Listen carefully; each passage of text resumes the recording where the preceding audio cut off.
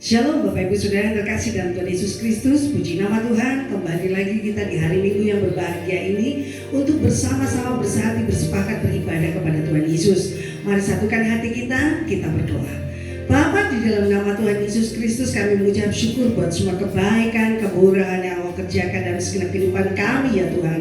Sehingga pada kesempatan Bapa pagi, siang, sore, bahkan malam hari ini Tuhan, kami yang beribadah kepadamu kami boleh diberkati. Engkau tutup bungkus kami semua dengan darah-Mu yang kudus. Pagi hari kami dengan pasukan perang malaikat-Mu. Kami menolak setiap rancangan kejahatan apapun yang mau diberlakukan dalam hidup kami ketika kami beribadah. Karena kami percaya ibadah mengandung janji Allah pada masa sekarang maupun masa yang akan datang. Sehingga orang yang mengerjakannya dengan takut akan Tuhan pasti diberkati. Terima kasih Bapak, kami mengikat segala bentuk manifestasi kuasa kegelapan, baik yang ada di atas, di bagian kanan, sekeliling kami. Saat disepakat ya Tuhan, kuasanya kami akan patahkan, hancurkan dalam nama Yesus tidak berkuasa. Kami terus melepaskan kuasa-Mu Tuhan untuk memagari kehidupan kami. Terima kasih Bapak, program kami semua bagi hari ini Tuhan untuk mengalami kuasa dan mujizat-Mu. Di dalam nama Bapa, Putra dan Roh Kudus, dalam nama Tuhan Yesus Kristus. Haleluya. Amin.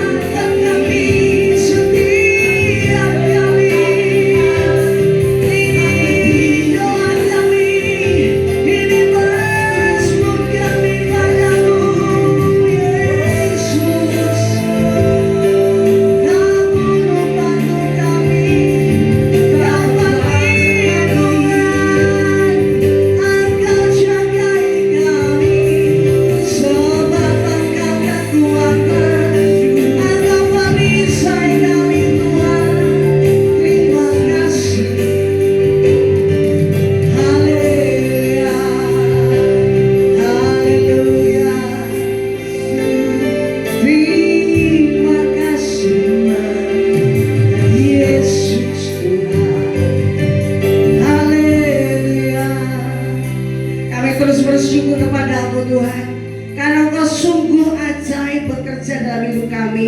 Kau selalu mendatangkan kebaikan lebih dari apa yang kami minta dan doakan. Kau mengerjakan segala perkara-perkara ajaib dalam hidup kami, sehingga kami tidak menjadi orang-orang yang malang di muka bumi ini. Tapi sebaliknya kami selalu berkata bahwa aku lebih daripada pemenang, karena Engkau memberikan kami kekuatan yang ajaib dalam hidup ini. Terima kasih Roh Kudus. Mari terus bertata menguasai hati pikiran kami. Mari terus menjamah setiap pribadi kami. Yang sakit disembuhkan, yang lemah dikuatkan. Mereka berharap pada Tuhan, tidak akan dipermalukan imannya. Terima kasih Bapa. Kami siap memuji Engkau lebih lagi. Dalam nama Tuhan kami Yesus Kristus, semua yang percaya katakan amin. Haleluya, haleluya. Mari bersyukur ya kepada Allah yang besar.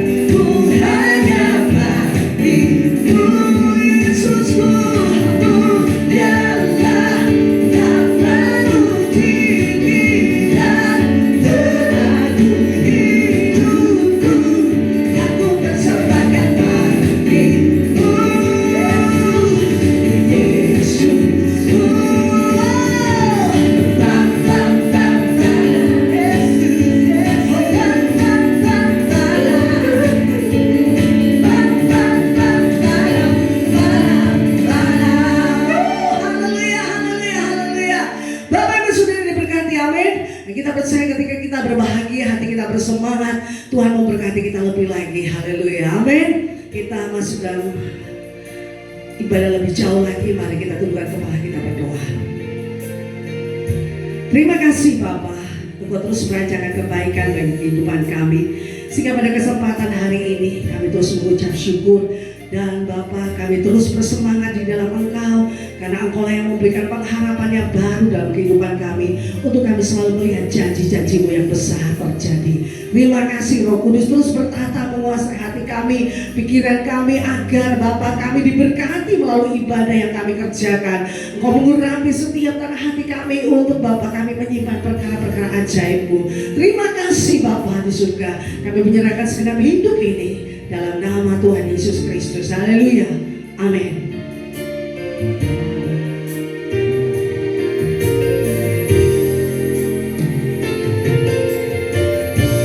Bapakku datang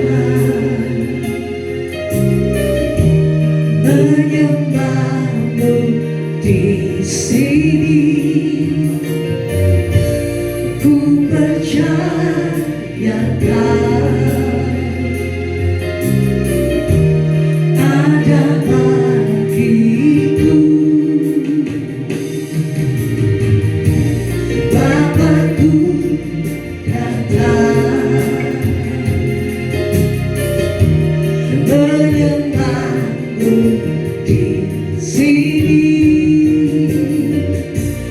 Ku percaya ada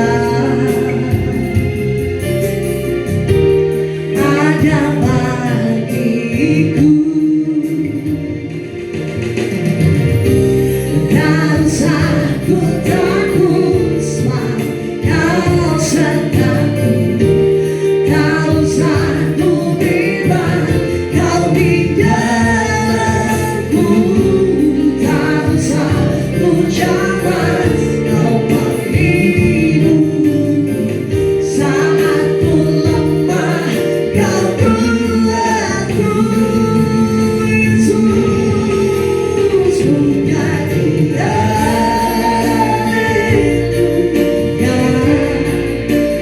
Punya Dia. Haleluya. Sungguh Kau hebat, ajaib perkasa, membuatkanku di hidupku. Terima kasih Tuhan. Maha kami Tuhan. Bapakku datang menyembahmu di sini. Ku percaya ada bagiku. Tak usah ku takut, sebab Kau sertaku. Tak usah ku bimbang, Kau di dalamku. Tak usah ku camas, Kau pelindung. Saat ku lemah, Kau kuatku. Yesus punya Dia. Haleluya.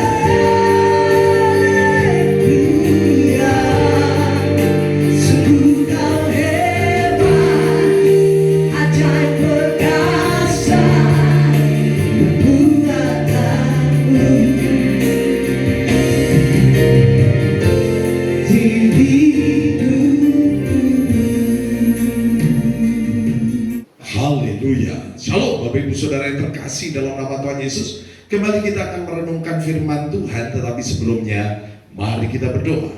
Bapa di surga, terima kasih Tuhan atas segala kasih setia dan anugerah-Mu, dan hari ini kami mengucap syukur atasnya. Kami akan merenungkan firman-Mu ya Tuhan. Urapi hamba-Mu dan jamah setiap kami, karena kami percaya firman-Mu ini adalah firman yang hidup, firman yang penuh dengan kuasa. Terima kasih Tuhan, dan kami siap untuk merenungkan firman-Mu di dalam nama Bapa dan Putra dan Roh Kudus, dalam nama Tuhan Yesus Kristus. Haleluya, amin. Shalom Bapak Ibu Saudara yang terkasih dalam nama Tuhan Yesus. Hari ini kita akan merenungkan firman Tuhan yang saya ambil dari Efesus pasal yang keempat ayat 27. Demikianlah firman Tuhan. Dan janganlah beri kesempatan kepada iblis. Dan janganlah beri kesempatan kepada iblis. Judul renungan kita pada saat ini adalah strategi iblis untuk menjatuhkan iman orang percaya. Strategi iblis untuk menjatuhkan iman orang percaya. Ada beberapa hal yang saya catat bagaimana cara iblis menjatuhkan iman orang percaya. Jika hari-hari ini kita diributkan dengan bahaya 666 mungkin, atau chip yang ditanam, kekhawatiran banyak orang tentang vaksin. Tetapi di dalam Alkitab mencatat bagaimana iblis berusaha menjatuhkan iman orang percaya lebih hebat daripada chip 666. Yang pertama saudara, yaitu di dalam Wahyu pasal yang ke-9 ayat yang ke-11. Demikianlah firman Tuhan. Dan raja yang memerintah mereka ialah malaikat jurang maut. Namanya dalam bahasa Ibrani ialah Abaddon, dan dalam bahasa Yunani ialah Apollyon, yang artinya perusak. Jadi strategi iblis yang pertama yaitu iblis ingin merusak. Apa yang dia rusak? Yang dia rusak adalah tubuh kita, yang dia rusak adalah usaha kita, yang dia rusak apa yang kita kerjakan. Mengapa dia ingin merusak tubuh kita? Salah satunya melalui sakit penyakit. Seperti seorang wanita yang bungkuk, kemudian anak yang jatuh ke dalam air atau jatuh ke dalam api. Karena tubuh saudara adalah bait Tuhan. Tubuh saudara adalah tempat kemuliaan Tuhan dinyatakan. Sehingga iblis mau jika tubuh saudara sakit, jika tubuh saudara rusak, jika mata pencarian saudara rusak, jika apa yang saudara miliki rusak seperti kasus Ayub, dia mau saudara dan saya kehilangan ketekunan kita kepada Tuhan. Ketika seseorang sakit, maka apa yang terjadi saudara? Maka orang itu akan menjadi lemah, menjadi putus asa, apalagi sakitnya itu bertahun. Dan ketika tubuh kita sakit, maka apa yang terjadi? Kita tidak bisa memuliakan Tuhan. Karena tubuh kita pun adalah alat yang dipakai Tuhan untuk kemuliaannya. Tubuh kita dipakai untuk rencana-rencana Tuhan yang dahsyat, dan iblis mau melalui sakit yang kita alami, melalui kerusakan dalam tubuh kita berhenti saudara untuk memuliakan Tuhan. Tetapi Alkitab berkata saudara, taatilah, teladanilah ketaatan Ayub, teladanilah ketekunan Ayub, dan apa yang Tuhan sediakan bagi Ayub. Jadi hari ini saudara, ketika saudara merasa sakit, atau mungkin tubuh saudara sakit menaun, iblis mau saudara kehilangan ketekunan saudara kepada Tuhan. Karena iblis tahu bahwa tubuh saudara adalah rumah Tuhan, bahwa tubuh saudara adalah alat yang Tuhan mau pakai untuk bersaksi, untuk memuliakan nama Tuhan. Tetapi kita percaya dengan bilur-bilur Tuhan Yesus, semua sakit penyakit kita sudah sembuh. Yang kedua saudara, kalau yang pertama kita belajar strategi setan, yaitu atau iblis, yaitu ingin merusak tubuh saudara, ingin merusak mata pencarian saudara, ingin merusak apa yang saudara miliki, agar kita kehilangan ketekunan. Yang kedua saudara, Kita baca firman Tuhan di dalam Yohanes pasal yang ke-8 ayat yang ke-44. Iblislah yang menjadi bapamu, dan kamu ingin melakukan keinginan-keinginan bapamu. Ia adalah pembunuh manusia sejak semula dan tidak hidup dalam kebenaran, sebab di dalam dia tidak ada kebenaran. Apabila ia berkata dusta, ia berkata atas kehendaknya sendiri, sebab ia adalah pendusta dan bapa segala dusta. Strategi iblis yang kedua yang melemahkan iman orang percaya dengan apa, saudara? Dengan penipuan, dengan dusta. Kita melihat, saudara, bagaimana Adam dan Hawa jatuh di dalam dosa. Karena apa, saudara? Karena iblis menipu Adam, menipu Hawa terkhususnya. Dengan cara apa, saudara? Setan meragukan firman Tuhan. Setan menyangkal firman Tuhan. Dan setan mengubah firman Tuhan. Yang menjadi sasaran iblis di poin yang kedua adalah pikiran kita. Maka ada banyak orang tertipu dengan pikiran-pikirannya, depresi dengan pikiran-pikirannya. Maka Tuhan mau agar kita membaharui pikiran kita. Kita kembali merefresh pikiran kita. Bahkan mendownload pikiran-pikiran kita dengan apa, saudara? Dengan kebenaran firman Tuhan. Kalau kita melihat hari-hari ini apa yang ditayangkan di televisi, mungkin yang disajikan di blog-blog di media sosial kita, adalah berita-berita sampah, berita-berita yang menakutkan, berita-berita hoax bahkan, yang pada akhirnya membuat kita tertipu, saudara. Bahkan kita melihat ada banyak pengajaran-pengajaran palsu. Maka kata Tuhan, baharuilah pikiranmu, milikilah pikiran dan perasaan seperti apa yang dipikirkan Tuhan dan dirasakan oleh Tuhan Yesus. Mulailah saudara kembali mendownload firman Tuhan di dalam pikiran kita. Dengan cara apa, saudara-saudara? Membaca firman Tuhan, saudara memperkatakan firman Tuhan, saudara mulai merenungkan firman Tuhan.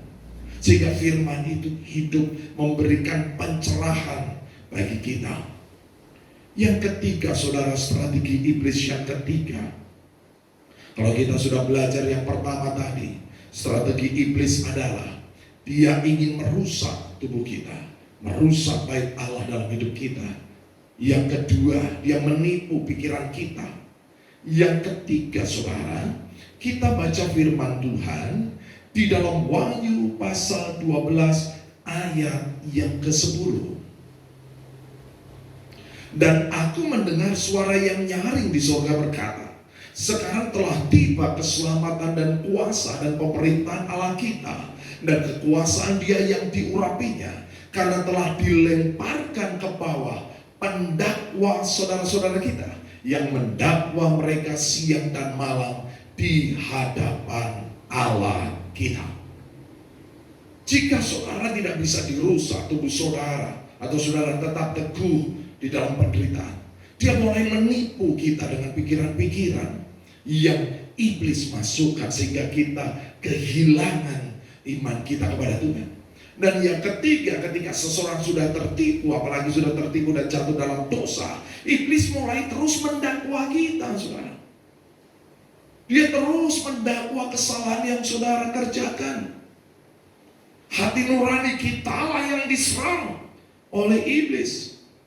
Seperti imam besar Yosua ketika dia mau melayani, bagaimana iblis berkata, kamu pakai baju kotor. Seperti juga yang terjadi dalam kehidupan Daud, yang terjadi dalam kehidupan Abraham. Daud jatuh dalam dosa dengan Betseba. Abraham berbohong, mengakui bahwa istrinya adalah adiknya. Bahkan Musa sendiri mendapat dakwaan, saudara. Maka iblis ingin mendakwa kita. Nah, apa yang harus kita lakukan, saudara? Tuhan kita adalah Tuhan yang luar biasa. Alkitab berkata bahwa anak Allah menjadi pembela bagi kita. Di sini dikatakan dia telah melemparkan ke bawah pendakwa saudara-saudara kita. Maka biarlah setiap kita datang kepada Yesus. Dengan segala kerendahan hati kita mengakui segala kelemahan kita, dan biarlah Tuhan sendiri yang membela perkara kita. Biarlah Tuhan sendiri dengan kuasanya, dengan kasih-Nya menebus setiap kesalahan kita. Alkitab berkata, jika kita mengaku dosa kita, maka Ia adalah setia dan adil, sehingga Ia akan mengampuni segala dosa kita dan menyucikan kita dari segala kejahatan. Firman Tuhan berkata dalam 1 Yohanes pasal pertama ayat yang ke-9. Mengaku dosa di hadapan Tuhan, Dia adalah Allah yang setia dan adil, dan Dia akan mengampuni kita dan menyucikan kita dari segala kejahatan. Semerah darah dosa kita atau semerah kirmisi dosa kita, ketika Tuhan mengampuni, maka kehidupan kita dipulihkan seputih bulu domba. Yang keempat, saudara, strategi apa yang dipakai oleh iblis untuk melemahkan iman kita? Yang keempat, saudara, di dalam 1 Raja-Raja pasal yang ke-19 ayat yang pertama sampai ayat yang keempat, agak banyak, saudara. Ketika Ahab memberitahukan kepada Isabel segala yang dilakukan Elia dan perihal Elia membunuh semua nabi itu dengan pedang, maka Isabel menyuruh seorang suruhan mengatakan kepada Elia, beginilah kiranya para Allah menghukum aku. Bahkan lebih lagi daripada itu, jika besok kira-kira pada waktu ini aku tidak membuat nyawamu sama seperti nyawa salah seorang dari mereka itu, maka takutlah ia. Elia takut, saudara, lalu bangkit dan pergi menyelamatkan nyawanya. Dan setelah sampai ke Beersheba yang termasuk wilayah Yehuda, ia meninggalkan bujangnya di sana. Tetapi ia sendiri masuk ke padang gurun sehari perjalanan jauhnya, lalu duduk di bawah sebuah pohon ara. Kemudian ia ingin mati. Katanya, cukuplah itu sekarang ya Tuhan, ambillah nyawaku, sebab aku ini tidak lebih baik daripada nenek moyangku. Saudara, di sini kita melihat bagaimana iblis meneror, saudara. Bahkan seorang nabi yang dahsyat sekelas Elia, dia ketakutan, bahkan ingin mati. Saudara lihat di hari-hari ini ada banyak kasus orang bunuh diri karena depresi, karena ketakutan atas teror yang terjadi. Mungkin teror karena corona, teror karena ekonomi yang tidak stabil atau resesi ekonomi, masalah-masalah yang terus mendera kehidupan mereka, sehingga mereka ketakutan menghadapi masa depan. Orang-orang menjadi depresi, orang-orang menjadi stres. Mengapa? Karena iblis ingin meneror kita, saudara. Tujuannya agar kita menyerah terhadap keadaan. Iblis melancarkan perang mental. Agar apa? Agar kita tidak ada lagi pengharapan. Iblis membolak-balikan fakta, mengacaukan segala sesuatu, sehingga sepertinya tidak ada harapan lagi, saudara. Saudara yang terkasih dalam nama Tuhan Yesus, kita percaya bahwa Allah kita adalah Allah yang dahsyat. Elia diizinkan Tuhan mengalami teror agar apa, saudara? Agar Elia hanya memandang Tuhan. Bahkan Alkitab berkata, Elia seorang yang hebat, dia pun memiliki kedagingan. Apa itu, saudara? Ketakutan ketika dia diteror oleh Isabel. Maka saudara yang terkasih dalam nama Tuhan Yesus, bagaimana agar kita tidak hidup dalam depresi, tidak hidup di dalam teror iblis? Milikilah hubungan yang intim dengan Tuhan. Jangan beri kesempatan kepada iblis untuk terus mendakwah kita, saudara. Kita percaya bahwa rancangan Tuhan adalah dahsyat dan ajaib. Kita percaya bahwa bagi Tuhan tidak ada yang mustahil.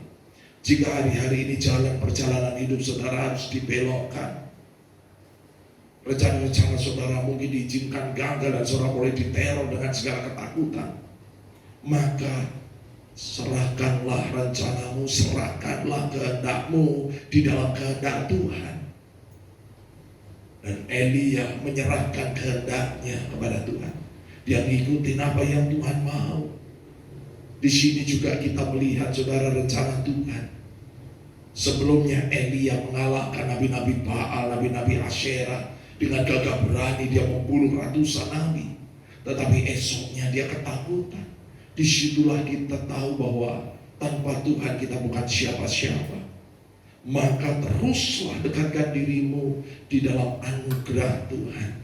Dan percayalah, Alkitab berkata, serahkanlah segala kekhawatiranmu kepada Tuhan. Karena Dia yang memelihara engkau. Dan yang kelima, yang terakhir saudara. Apa strategi iblis untuk menjatuhkan iman orang percaya? Yang kelima, di dalam 1 Timotius pasal yang ketiga, ayat yang ke-6 sampai ayat yang ke-7. Janganlah ia seorang yang baru bertobat, agar jangan ia menjadi sombong dan kena hukuman iblis. Hendaklah ia juga mempunyai nama baik di luar jemaat, agar jangan ia digugat orang dan jatuh ke dalam jerat iblis.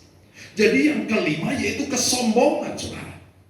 Jika saudara lolos, makanya kita sakit, kita punya iman, kita sembuh, kita merasa tidak pernah berbuat dosa, kita tidak takut terhadap teror dan ketakutan.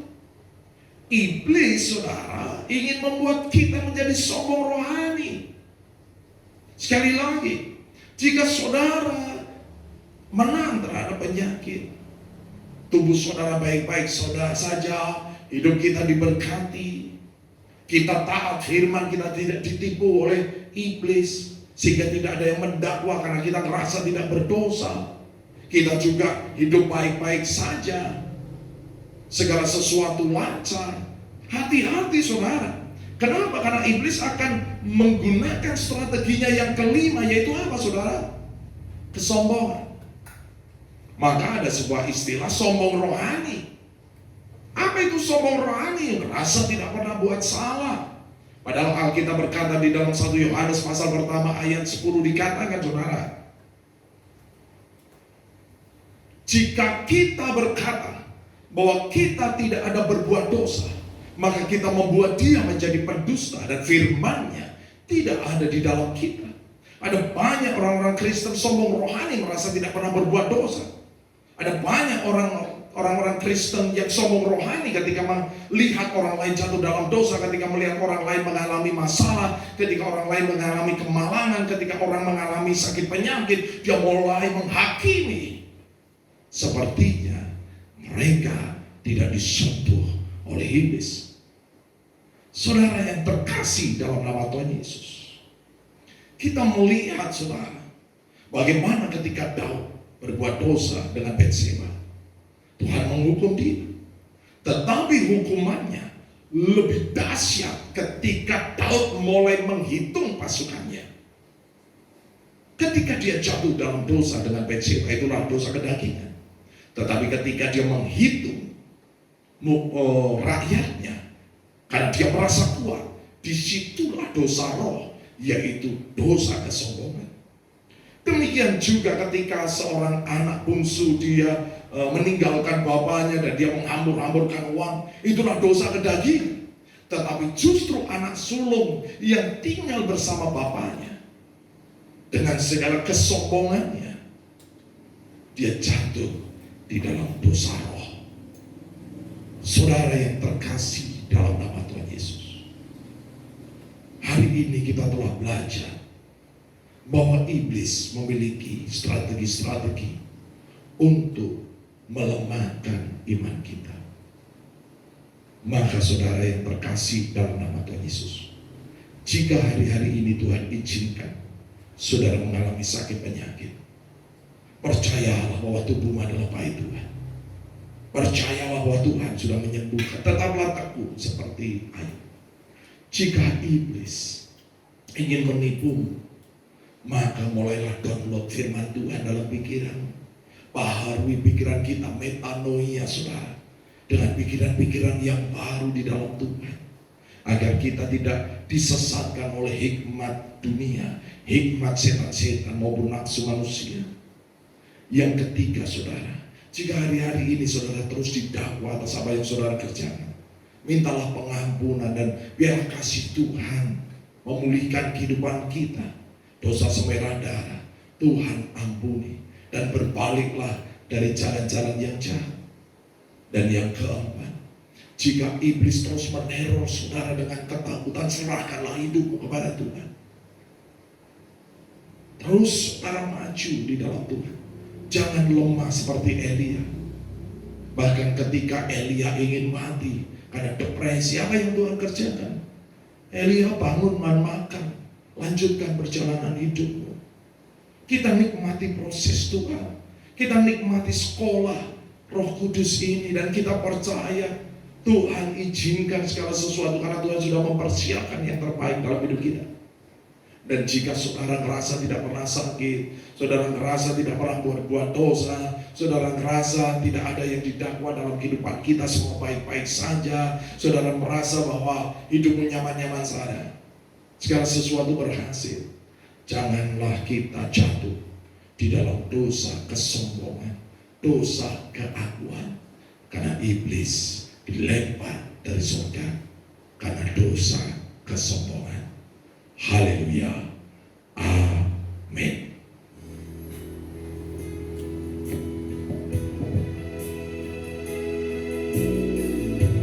Kita naikkan pujian. Biarlah kasih Tuhan terus mengalir dalam kehidupan kita, mengasihi kita. Tidak perlu takut, tidak perlu bimbang.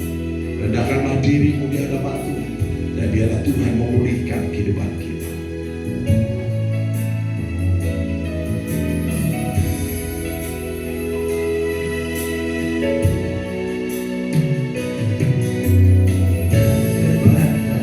Kuasa-Mu Tuhan, Kau pegang seluruh hidupku.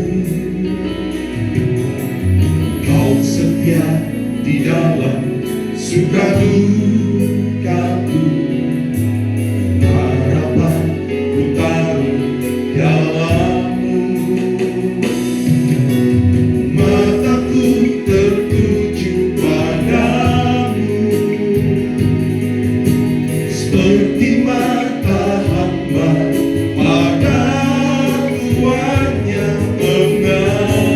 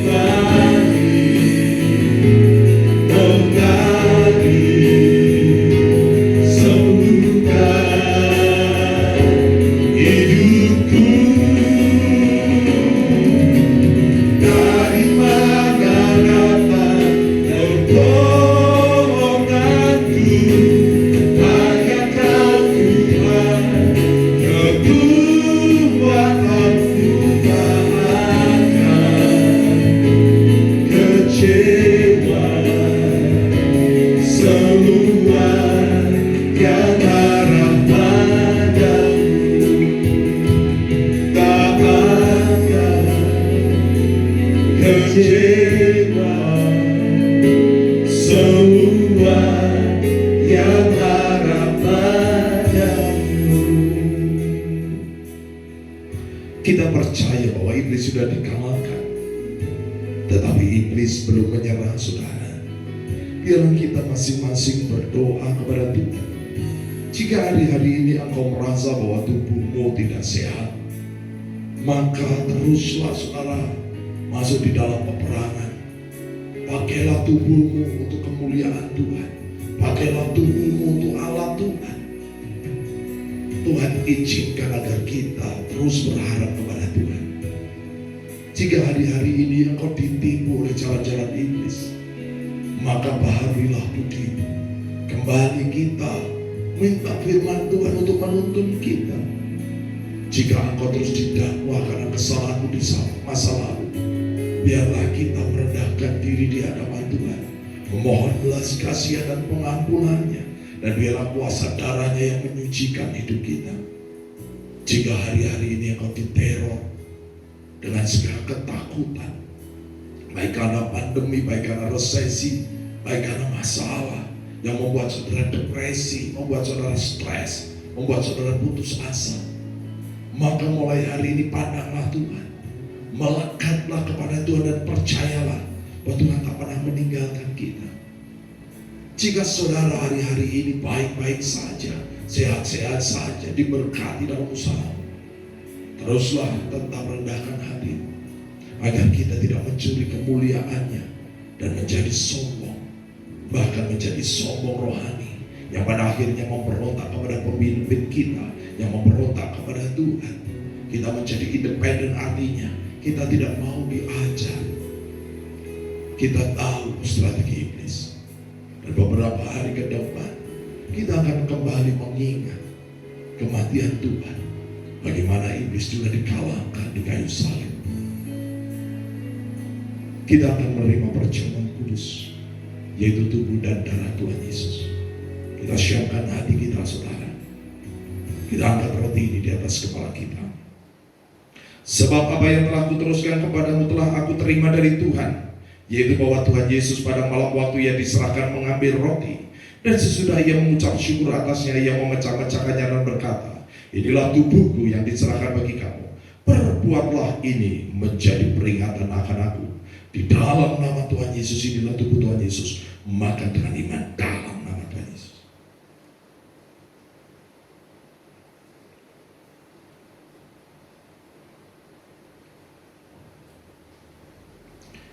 Demikian juga yang mengambil cawan sesudah makan, lalu berkata, cawan ini adalah perjanjian baru yang dimeteraikan oleh darahku.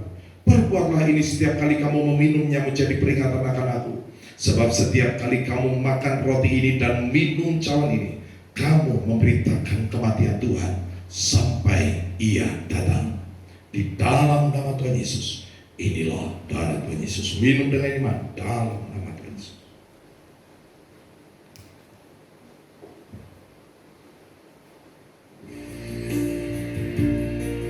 Kita mengucap syukur, saudara. Allah kita adalah Allah yang dahsyat. Kita tak perlu takut, kita tak perlu gentar, karena kita lebih dari orang.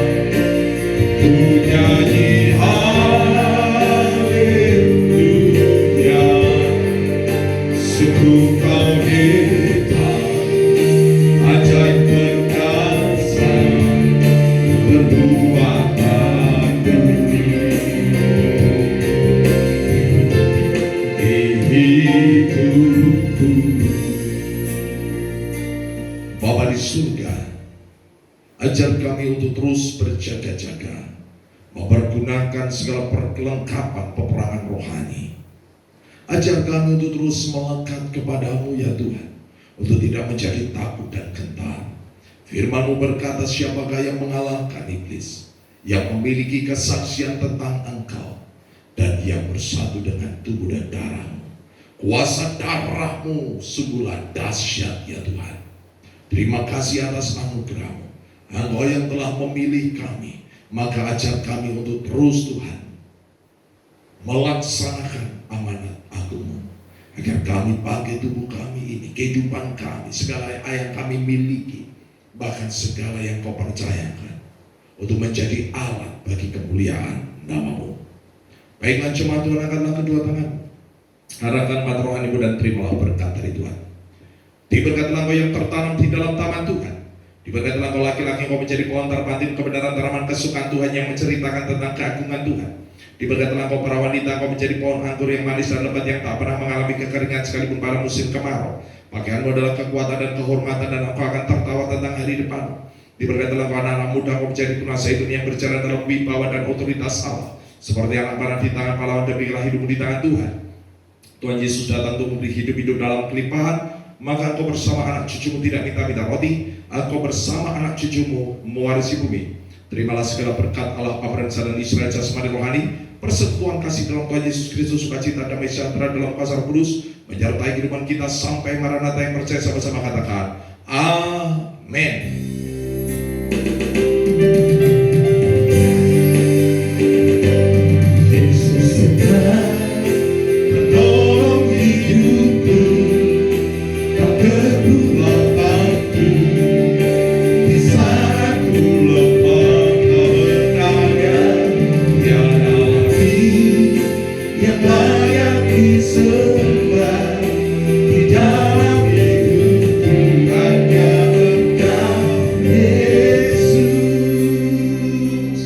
Haleluya, Tuhan Yesus memberkati